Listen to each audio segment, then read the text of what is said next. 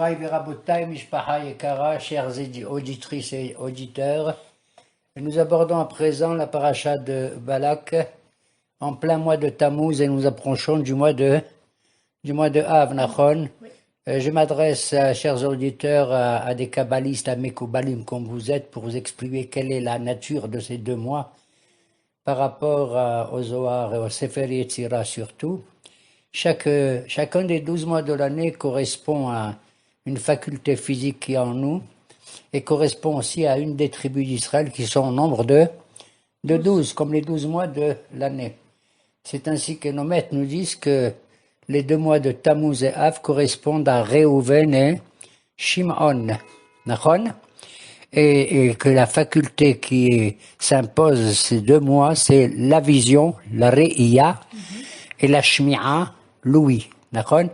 Ceci, nous le devons à Léa, la maman de Reuven et Shimon, puisqu'elle a dit Reuven, il regardait, et que Shimon, il porte le nom de Louis. Écoutez, Dieu a écouté ma plainte, ma prière, et j'ai eu ces 2 enfants, Reuven et Shimon. Au nom du Sefer Yetzira, le nom de Dieu se lit de manière différente, les 4 lettres du tétragramme. Quand tu les intervertis, ils constituent les 12 possibilités qu'il y a de Yudke Vavke. Le tétragramme du mois de Tammuz, c'est incroyable mais vrai, c'est complètement le nom de Dieu à l'envers. On peut dire c'est Midata Din, puisque le nom de Yudke Vavke c'est Midat Rahamim, le Dieu par excellence de la miséricorde. À l'envers c'est Midata Din, c'est le mois de Tammuz. Et donc, on lit à l'envers le nom de Dieu qui vient deviner d'où, d'un dégueulasse, un antisémite notoire qu'il y a dans le Tanakh. Qui c'est le plus antisémite notoire? C'est Haman.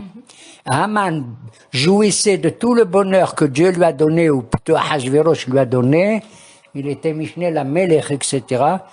Mais il y a une seule chose qui le dérange et qui met quelque chose de grave dans sa vie, ça lui suffit pas, il a tout le monde pour lui, tout l'argent pour lui, et quand il voit Mordechai, qu'est-ce qu'il dit? Vecholze eneno shove li. Tout ce que j'ai ne vaut rien tant que je regarde ce juif-là qui s'appelle Mordechai. Les sofetebot, les lettres finales de cet anagramme, ze eneno shove li, c'est quoi? Ze, c'est he, eneno shove, c'est he, li, eneno vav shove he li yud. C'est le nom de Dieu à l'envers. Il marche les mots pendant le mois de Tammuz. Et le mois de Av, c'est par rapport aussi au triste mois que nous allons vivre avec les jeunes, etc., qui sont liés au Meraglim et au Regel HaZahav. Ok? Le mois de Av, c'est la Shmi'a. Et ça vient du nom de Dieu à l'envers aussi. Hoya, he, vav, yud, he. Ine yad Adonai, hoya, be, mirnecha. Voilà. Alors, j'ai entendu un Mekoubal dire que Tammuz, c'est les Rachetebot, les initiales de quoi? Makdimim, Zrizim, Makdimim, Merosim, Tchouva. Zain, Mem, Vavtav, Tammuz. Mais c'est tout à fait faux. Le kabbaliste que je suis, un jour était à la synagogue, il faisait très chaud comme aujourd'hui, et ils m'ont demandé de parler, et j'arrivais pas, il faisait tellement chaud. Je leur ai donné l'anagramme du mois de Tammuz. Je leur ai dit Tammuz, Taf, Mem, Vav, Zain, Taf'ilu, Mazgan, Vezeu. Ça donne Tammuz. Voilà Moraï Verabotai, en espérant que nous allons non pas dépasser ces mois, il faut les vivre, parce que tous les mois sont Yaakov qui les a, pour ainsi dire, pris en honneur. Il y en a 2 qui ont été volés par qui? Par Esav Arasha, Nachon. C'est le mois de Tammuz et de Av.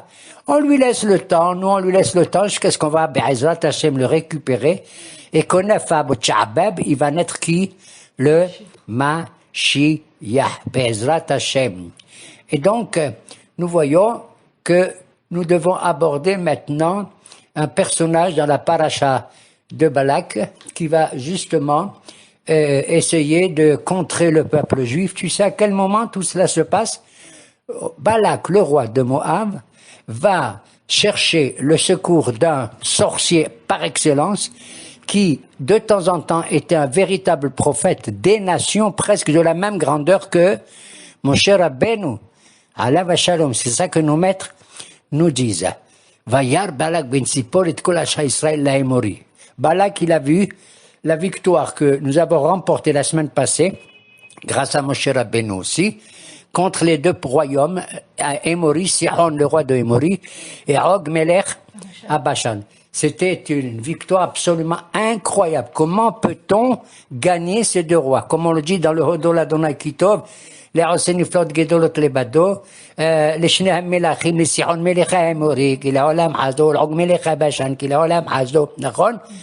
Et il a vu quelle a été la grandeur d'Israël, c'était quelque chose d'absolument incroyable, et il va demander le secours de ce sortilège, de ce Chosem qui s'appelle Bilam. Pourquoi il lui demande son secours? J'ai jamais entendu parler de ce Bilam avant. Si, madame. D'après nos maîtres, Bilam faisait partie des 3 grands conseillers de Paro, oui ou non? Hein? Et il a demandé à Yitro, dis-moi Yitro, qu'est-ce que tu penses que je vais faire de ces juifs-là qui commencent à être nombreux dans le pays Amrav et Gatsumi Menu? Et il lui a dit, écoute, il vaut mieux les laisser tranquilles, tu gagnes leur parnassa, tu gagnes leur travail, alors sois gentil avec eux. Il n'était pas content, par exemple. Il a demandé à Job, dis-moi, Job, il n'a pas ouvert la bouche. Comme il n'a pas ouvert la bouche, il a dit ni du bien ni du mal. Barmenan, il va lui envoyer la mort, c'était un grand sadique, plus grand sadique qu'Abraham, Job. Il va lui envoyer des épreuves, d'accord? Mais il marchait mon Bilam, qu'est-ce qu'il a dit?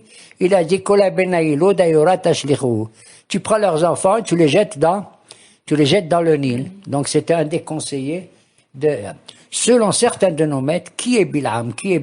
D'après les Mekoubalites, il s'appelle Bilam ben Beor, et que Beor serait un ascendant, un ancêtre de Bilam, c'est-à-dire Lavan Arami lui-même.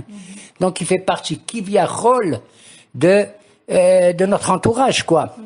Et alors à ce moment-là, et c'est pour ça que Balak va s'adresser à Bilam. Pourquoi? Parce que lorsqu'il y a eu une guerre avant Israël, il y a eu une guerre entre Melech Émori et Moab, et comment il s'appelle? Bilam est venu à la demande de Émori, Sihon, pour maudire Balak.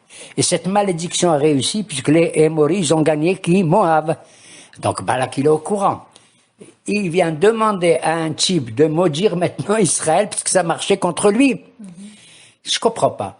Tu veux gagner le peuple juif. Pourquoi, maintenant, tu utilises un tel outil qu'est la malédiction, la kelala? Demande à ce type de t'envoyer une bracha plutôt. Bénis-nous, tu es d'accord? Moi, si je veux gagner, Hazve Shalom, je ne veux pas dire Barmenan, maudit mon copain. Je veux dire bénis-moi à moi. Entre guillemets, j'ajoute, mais bénis aussi mon copain. Mais tu te rends compte où va le mal, le rat de Balak, lequel était, selon nos maîtres, aussi un très grand sorcier. Il s'appelait Balak ben Tzipor. Pourquoi on l'appelle ben Tzipor? Parce qu'il avait un outil maléfique comme ça, qui ressemblait à un oiseau qui était moitié argent, moitié or. Il avait des ailes de fer, d'accord? Et dans son bec, il avait un os de cadavre que Dieu préserve. C'est ce qu'on appelle le Yiddeoni, selon nos maîtres. L'oiseau qu'on appelle Yiddeoni et avec lequel tu fais des maléfices et des sortilèges et tout. Mais ça, il n'a pas pu réussir grâce à ça. C'est pour ça qu'il fait appel à qui?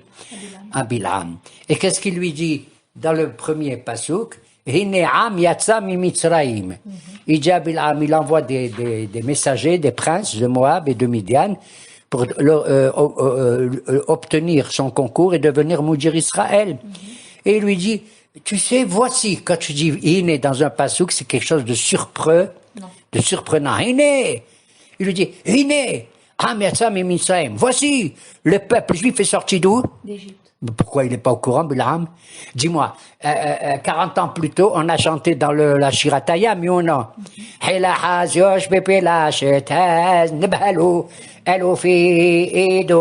On a vu que toutes les nations, elles étaient effrayées de voir la sortie d'Égypte. Donc Bilam aussi, il est au courant. Si tu lui annonces une nouvelle, on dit, Iné. Qu'est-ce qu'il voulait dire par là, Balak? Il voulait dire par là, tu te rappelles, Bilam, quand j'étais en Égypte, conseiller de Pharaon, tu lui as donné des conseils et tu as fermé toutes les frontières avec de la magie, avec des, comment on appelle, des chaînes de trucs magiques, de telle sorte qu'aucun évêque ne puisse quitter l'Égypte, d'accord? Alors, on a tous compté sur toi, sur ta sorcellerie et tout. Ça n'a pas marché. Voici, tu vois qu'ils sont quand même sortis, Bilam, contrairement à ta décision, à tes sorties lèges. Sinon, on comprend pas pourquoi il lui dit, Hine am yassam Israël. Et il lui dit ensemble, Hine kissa et aina aretz. Tu sais, ce peuple, il a couvert l'œil de la terre. C'est quoi l'œil de la terre? Tu te rends compte comment on parle? Moi, à mon avis, l'œil de la terre, c'est le soleil. C'est-à-dire, ils étaient, du Ben Porat Yosef, tellement nombreux que le soleil n'était pas aussi illuminé que eux. Ils cachaient, pour ainsi dire, le soleil, la beauté du soleil lui-même. Nachon? D'ailleurs, on disait, nos maîtres, que Pnei Moshe qui Pnei Shemesh, Pnei Oshua qui Pnei Levana. Moshe avait un visage comme le soleil et Oshua comme la lune. D'accord? Hine, Kissa et Aina Arz, Vehu Yoshev Mimouli, il est juste en face de nous, ce peuple. J'ai peur de. Qu'il hochashor et tiere kassadeh. Et il est comme un taureau qui déchire les racines de mon champ. D'accord? C'est pas exagéré tout ça. C'est exagéré, c'est pour implorer le secours de tu sais, c'est dans la tête, c'est dans la tête. Cette peur de Balak, je veux dire. Cette peur de Balak, elle vient, alors que tu as raison de poser la question, d'autant qu'Israël n'avait aucune raison d'attaquer Balak, Moab. On sait que dans la Torah, elle interdit, elle dit, les 7 nations de Canaan, oui, tu peux leur faire la guerre pour faire la conquête des Rêtes d'Israël. Mais Moab, il a créé Al-Tatsar et Moab. Ne fait jamais le siège de Moab. Bon, tout ça est lié aux descendants de Lot, etc.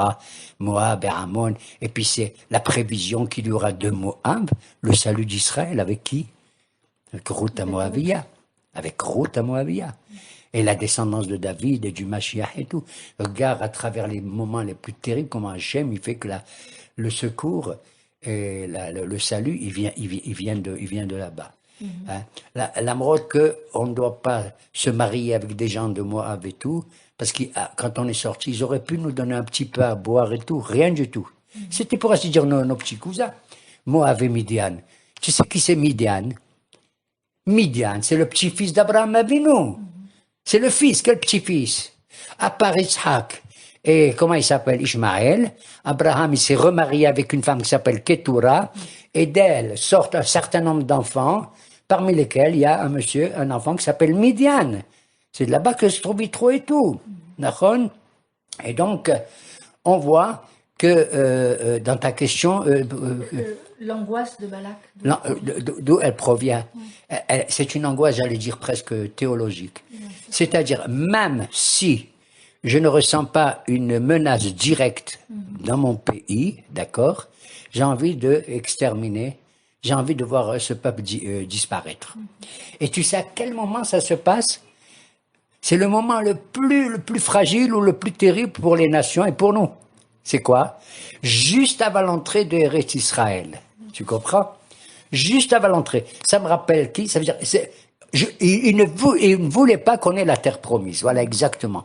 C'est un désastre théologique pour Balak. Un désastre théologique. Là, on apprend aussi le sens que ça a pour nous, en fait. Bien sûr. Et alors donc, ça rappelle qui, ça aussi?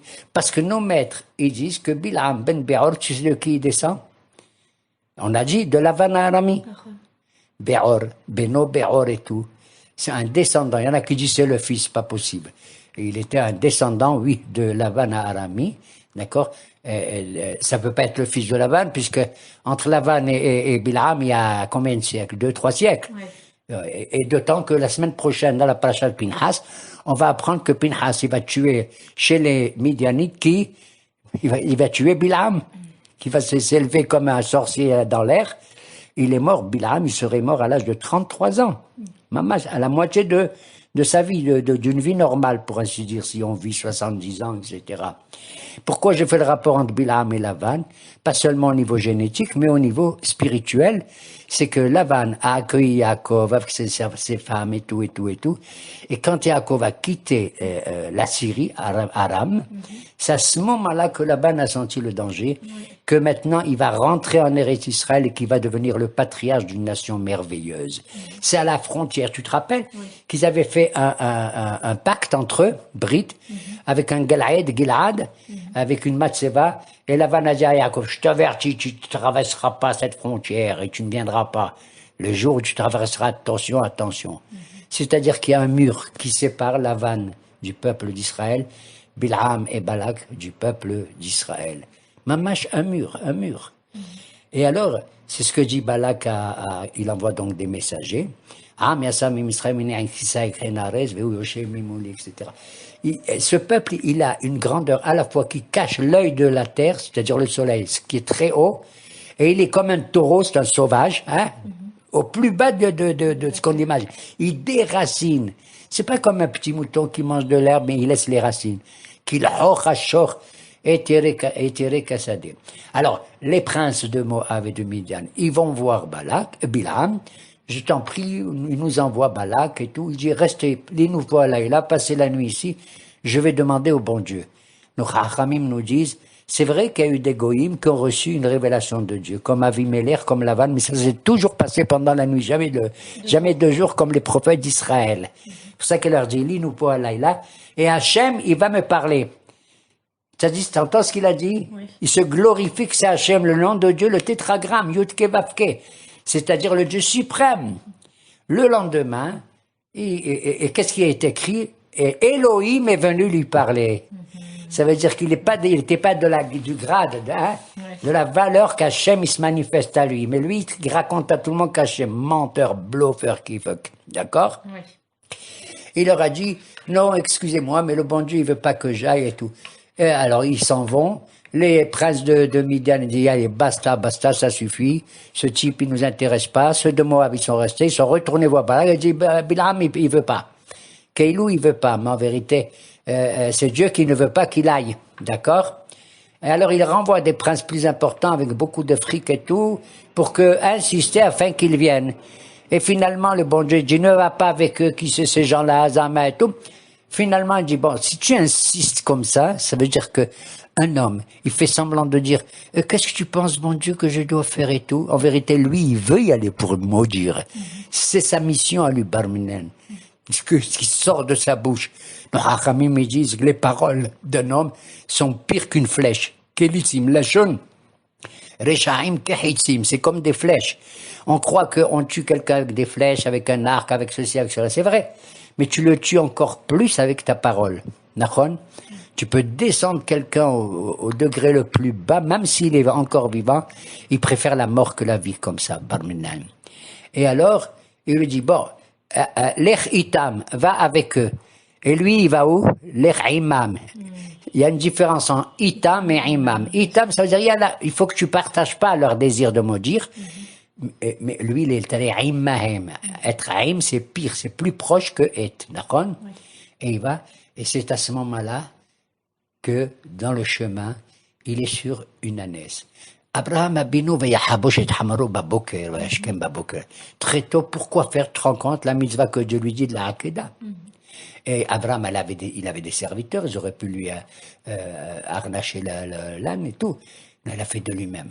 Et on voit ici, Marchemo, comment Bilham, de lui-même aussi, vayahabosh, c'est pas hamaro, c'est atono, une ânesse. Il avait une ânesse, c'est bizarre quand même.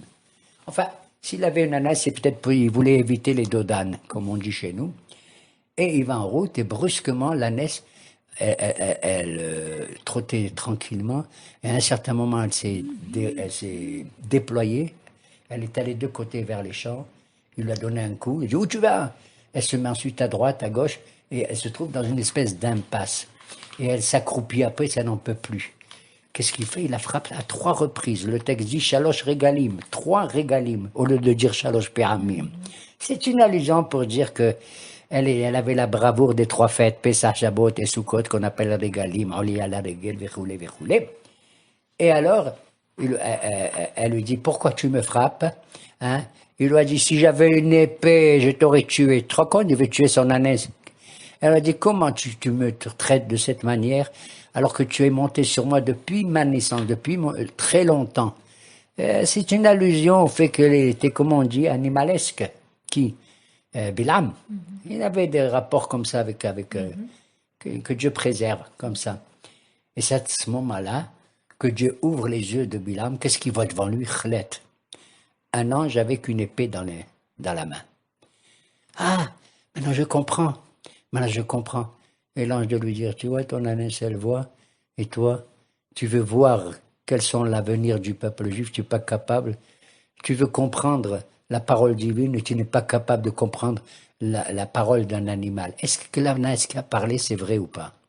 Est-ce que ça s'est passé au sens authentique du terme? Il y en a qui pensent que oui, l'ânesse, elle a parlé, étant donné qu'il est dit dans les Pirkavot que le bon Dieu avait créé 10 choses à la veille de la création, parmi lesquelles Pia Be'er, le Pia Aton, etc. D'accord? Mais d'après beaucoup de nos grands hachamim, je dis bien nos grands, dont le Rambam, hein, ils disent non, tout ceci s'est passé dans l'imagination de Bilam, dans son sommeil, pour ainsi dire. Hein. Bien sûr, c'est impossible qu'un animal, si moi j'entends parler mon animal, je m'évanouis. N'importe qui, comme un animal qui parle, où on a vu ça? Hein? Il aurait dû vraiment s'évanouir. Donc ça s'est passé dans une espèce de halom. Pourquoi je rappelle la mahloquette entre certains haramim pour dire est-ce que c'est vrai cette histoire ou c'est dans un rêve? Parce qu'un jour il y a un grand rave qui était de ma Riviera à moi, au sud de la France, qui s'appelait Rabbi Yosef ibn Kaspi. Rabbi Yosef ibn Kaspi a un grand hacham. Kaspi, ça veut dire il habitait dans la ville d'Argentière. Argentière, Kaspi. Et un beau jour, il y a un type, il insistait un peu kved, un peu lourd. Rabbi, j'en ai marre, expliquez-moi, comment est-ce possible qu'un animal, qu'une ânesse puisse parler? Dites-moi, il y a quelque chose. Il a essayé de lui expliquer, non, dites-moi, comment, physiquement, génétiquement, théologiquement, philosophiquement, une ânesse peut parler? Il lui a dit, écoute, Baba, j'en ai marre. Depuis que je t'entends, je comprends qu'un âne, il peut parler. Voilà comment il lui a répondu. Depuis que je t'entends, maman, je suis convaincu que Hamar qui fait qu'il peut parler. Il y a des gens qu'on appelle Hacham, c'est Haït Khaf même, c'est Hamar Khair Mennek. Un âne, il vaut mieux que toi. Mais dans le sens positif, un Hacham, tu sais ce que c'est? Haït Khaf même? Un Hacham, dans la vie, il a des peines et des joies. Il voit la moitié des choses en bien, la moitié en moins bien, d'accord? Eh bien, Het Chaf même, il voit Hatsi Kos Melea. Il voit la moitié du verre qui est plein, pas comme certains Mshenfin qui voient la moitié du verre qui est vide. D'accord? Ça, c'est un vrai Hacham. Et donc, finalement, la pauvre ânesse est partie. Et Bilam se rapproche maintenant de Balak, lui dit quoi? Je t'attends jusqu'à maintenant. Viens, je vais te monter jusqu'au les malédictions que tu vas prononcer, parce que ce qu'il dit Balak, c'est ara, c'est de maudire. Qu'est-ce que ça veut dire ara en hébreu, arur? Ça veut dire, ça vient du mot les orot. Les orot, ça veut dire quand tu coupes une figue d'un arbre, tu la sépares de sa racine, pour ainsi dire. Je veux que tu sépares ce peuple de sa racine. Arali, d'accord? Et lui, Bilam, il dit au bon Dieu, Kabali. C'est pire que ça. Kabali, ça vient de Nocheb. Ça veut dire que tu trouves le peuple en prononçant Barminan le nom de Dieu. Comme il est arrivé à un type qui a maudit le nom de Dieu dans la paracha, dans la Torah. D'accord? Nocheb, Sheba, Sheb, Motiumat. C'est la Kob Oibai, les Karticha. Et alors, il va donc se mettre, quand on analyse le texte, d'ailleurs, ce texte de Bilam, tu sais, ça me revient maintenant. Il y a longtemps, on lisait la paracha de Bilam tous les jours à la fin de la prière après le Kriyat Shema. Tous les jours. Ça a disparu maintenant. C'était quand? C'était dans, comme tu dis, au Moyen-Âge. Hein? Et les Hachamim, ils ont annulé ça. Pourquoi? Basta, c'est trop long la prière. Déjà, elle est longue comme ça. C'est vrai, on ajoute les Ktoret après, alors qu'on a dit avant et tout et tout. Tu vois, les gens, les pauvres vivants, on travaille, tout ça. Bon. Ils ont donc ajouté non seulement la paracha de Bilam, ils l'ont annulé maintenant, on lit plus. Et certains disent parce que qu'est-ce qu'on va lire les bénédictions d'un goy comme ça, hein? Et d'autres ils ont dit encore, à l'époque ils lisaient aussi les Aseret Dibrot. Ils les ont enlevés, tu sais pourquoi? Parce que les gens ils commencent à dire, ah oui, ben la Torah c'est le 10 commandements et rien d'autre. Ça va pas. La Torah c'est depuis Bereshit jusqu'à l'Ein et Kol Israël. C'est les 5 livres du Chumash. Voilà pourquoi je les commande, j'essaye quand même. D'accord? Alors, voilà pourquoi le parachat de Balak, il a lisé et on l'a annulé actuellement. Dis-moi, franchement, est-ce que nous, on a besoin d'attendre la bénédiction? Il va bénir, hein? Et cette bénédiction, si tu analyses le texte, et mes auditeurs et auditrices doivent l'analyser, je ne vais pas tout leur faire, en 3 parties. La première partie, il va s'attaquer du haut de Bamot Baal, d'une colline qui s'appelle comme ça, l'origine du peuple juif, c'est-à-dire les Avot, Abraham, Yitzhak, Jacob, qui merosh suri marenu, ou gebaot asurenu. Je regarde ce peuple et je vois que ses ancêtres, ils sont comme à la tête des rochers et comme des collines. Qui c'est les rochers et les collines? C'est les patriarches et les matriarches, les Avot et les Imaot. Il pouvait pas. Il a dit cette grandeur des Avot, il a voulu attaquer la source du peuple juif, la racine. Et il a vu Abraham, Yitzhak et Yaakov, il est devenu fou. Il est devenu dingue à tel point que ce qu'il a dit dès qu'il les a vus, Tamot nafshi mot yesharim. Je voudrais mourir comme ces yesharim là, que sont Abraham, Yitzhak et Yaakov, des hommes droits. D'ailleurs, c'est ce qu'on dit, tous les Shabbatot à la fin de Nishmat Kol Chai. Befi yesharim titromam, ubshifte sadikim tibarach, ubrishon hasidim titala, ubshon chedoshim titala. Tu vois les Rachet et Bot là-bas, c'est Yitzhak et Rivka, d'accord? Et il dit, Tamot nafshi, mot yeshurim. Je répète, qu'est-ce qu'on a besoin de la bénédiction de ce mec, de ce pourri, entre guillemets? C'est un pourri parce que tu sais qu'à la fin, avant de mourir, il est retombé dans le sortilège. C'est écrit dans la parashat Pinhas, Bil'am HaKosem. Bil'am HaKosem. D'ailleurs, tu vois l'union de Balak et de Bil'am et de Balak. Si tu prends la fin de leur nom, c'est Amlak. Qui c'est Amlak? Amalek. Tu as vu? Et Belbel, c'est Belboul. Bilboul Shalem. Qu'est-ce qu'on a besoin maintenant de lire ça dans la Torah, à tel point que la Gemara de Baba Batra, qu'est-ce qu'elle même me dit une chose que je n'ai rien compris, Moshe Rabbeinu, il a écrit la Torah, très bien, et il a écrit le livre de Job, Yov, tu te rends compte, c'est Moshe qui l'a écrit, et il a écrit la paracha de Bilam, c'est-à-dire il a écrit la paracha de Bilam, elle fait partie de la Torah ou pas? C'est-à-dire qu'il y avait une hésitation, s'il fallait oui ou non écrire. Moshe qui était prophète savait tout ce que Bilam il avait dit, s'il fallait l'inclure dans la Torah ou pas. Donc s'il fallait l'inclure dans la Torah, ça veut dire qu'elle a une valeur. J'ai posé la question que je m'en fous moi, je veux pas de ces malédictions, ils marchent les mots, d'accord? Parce que chaque mot, il vaut mieux ne maudire que maudire, tu entends? Même en français, quand je fais une phrase, comment on dit une phrase en hébreu? Mishpat. C'est comme un jugement, la parole est dangereuse et tout. Alors, pourquoi il a écrit la paracha de Bilam? C'est-à-dire qu'il y a une hésitation. C'est une des œuvres de Moshe comme Yov, mais est-ce qu'il faut l'introduire ou non dans la Torah, qui est sacro-sainte? Réponse, oui. Il fallait que la paracha de Bilam soit dans la Torah. Pourquoi? Parce que si moi, mon cousin, qui est un grand juif que j'adore, il vient, et devant tout le monde, il fait mon éloge. Monsieur Guez, mais comme vous êtes beau, mais comme vous savez tout ça, et vous êtes de Constantine, n'est-ce pas, tout ça, qu'est-ce qu'ils vont dire les gens? Bien sûr qu'ils disent du bien de Monsieur Guez. Pourquoi? Parce que son cousin. Donc cet éloge ne vaut rien du tout.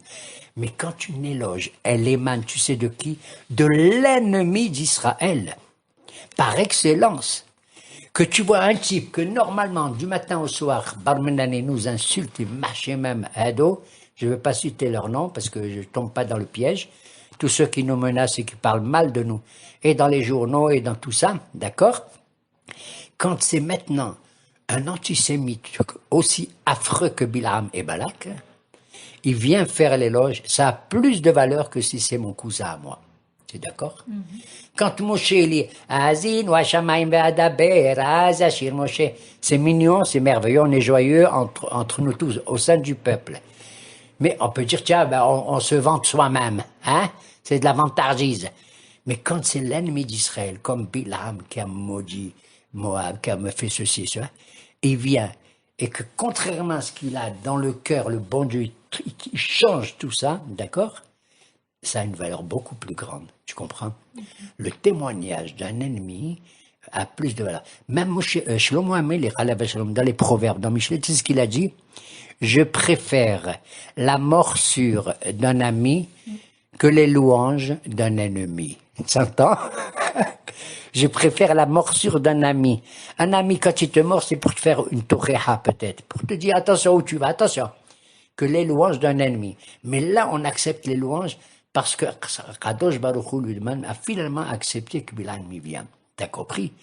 Ça a plus de valeur. Si les journaux demain disent, ouais, le peuple d'Israël, c'est le peuple élu et tout et tout. On est le peuple élu. Pourquoi? Non pas parce qu'on est les meilleurs, pas du tout, mais parce qu'on a une mission à remplir. On a tellement de mitzvot, ils ont rien sur les épaules, les autres. Qu'est-ce qu'ils ont? Rien qu'aimez-vous les uns les autres, Allahu Akbar, c'est tout.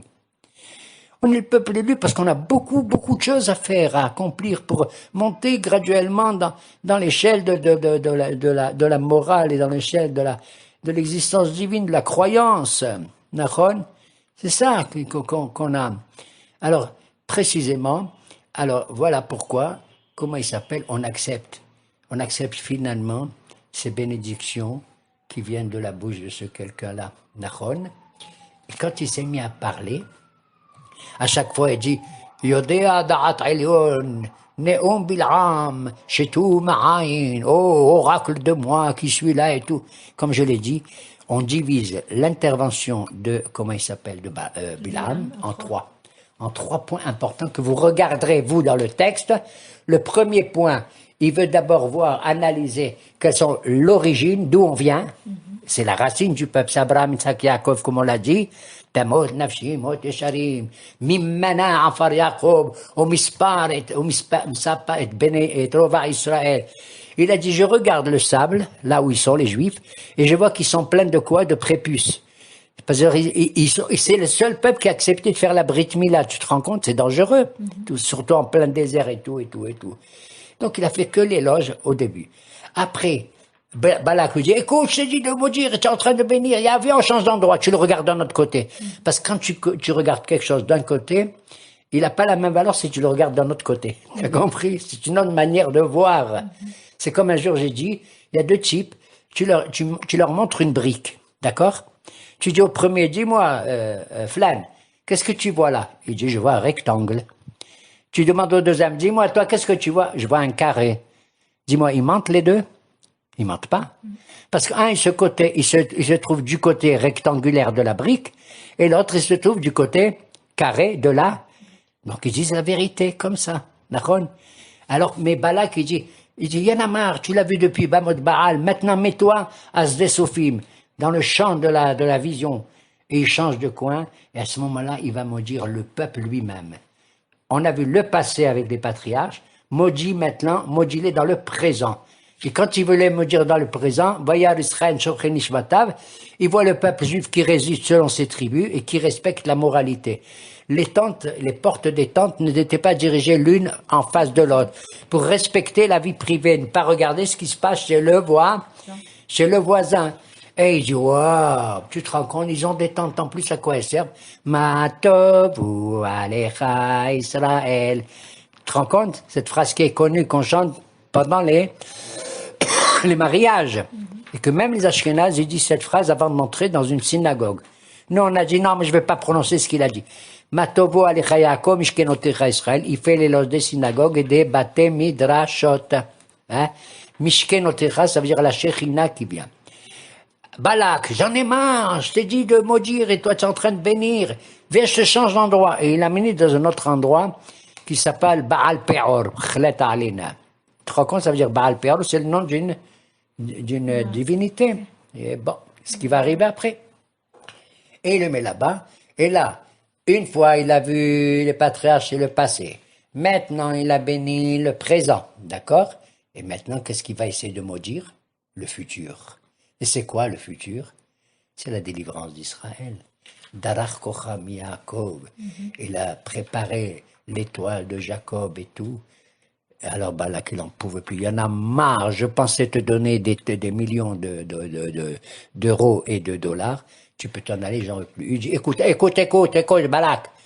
Avant de partir, je vais te dire exactement ce qui va se passer dans le Aharin Tayamim, les temps futurs. Il va dire, je vais te dire ce que ce peuple, il va faire à ton peuple. Qu'est-ce qu'il va faire? Il dit à ton peuple, c'est-à-dire le peuple de toutes les nations.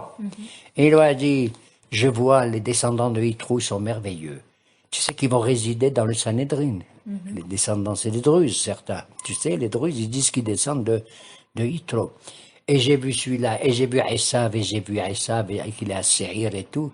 Nahon.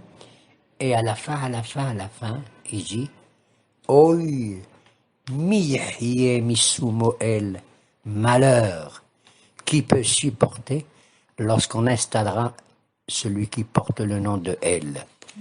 En quoi c'est un malheur, Barminan? Il y a deux nations importantes qui portent le nom de El, de Dieu. Isra et Ishmaël. De là, on apprend prophétiquement que quelque part il a raison et que nous devons être confrontés. Pourquoi avec les autres religions et tout, c'est facile? Parce que c'est presque, ils sortent du paganisme. Tu parles de ceux qui croient dans le Fils du bon Dieu, il n'y a pas grand-chose à tirer de vraiment, bon, chacun fait ce qu'il veut, aimez-vous les uns les autres. Mais Ishmaël, c'est beaucoup plus dur. Tu sais pourquoi? Le conflit avec eux est plus dur. Parce qu'ils croient en un seul Dieu. C'est des monothéistes. Allahu Akbar. Tu comprends?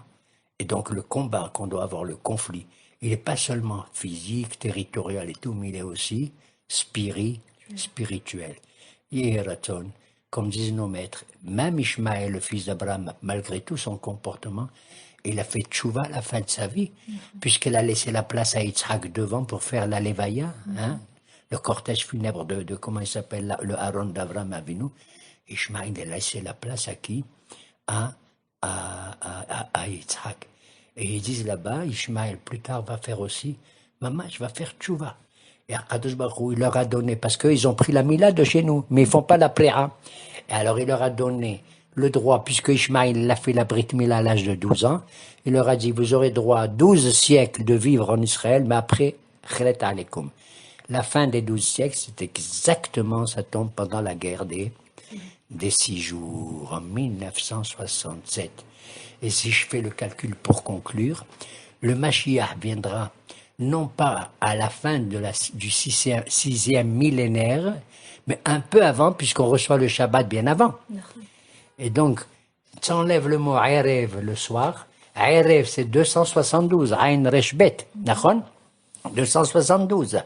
Tu enlèves 272 ans de 6000 ans, tu tombes exactement en hébreu et donc en français à la date de 1967. C'est bizarre qu'on l'appelle la guerre des 6 jours. C'est marrant des 6 jours. C'est les 6 jours de la semaine. Et donc on va rentrer dans le Shabbat. Et Ratson, Akadosh Baruch Hu qui viennent nous sauver, nous assister. Nous avons commencé à sentir tout cela puisqu'on est maintenant ici dans le pays de la promesse. Amen. Que n'est Ratson. Amen.